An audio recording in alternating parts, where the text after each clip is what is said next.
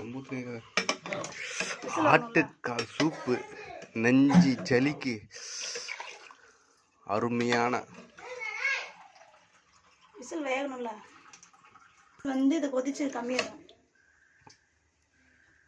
இங்கே பாருங்க, சின்ன வெங்காயம், கொத்தமல்லி, தக்காளி, இஞ்சி பேஸ்ட்டு, ஆட்டுக்கால் நல்லா சுத்தம் பண்ணி போட்டிருக்கு. ஒரு ஆட்டுக்காலோட கால் எல்லாமே சுத்தம் பண்ணி போட்டிருக்கு. தேவையான அளவு கல் உப்பு. முக்கியமாக சாம்பார் வெங்காயம் சேர்த்துக்குங்க, அப்போ தான் உடம்புக்கு நல்லது.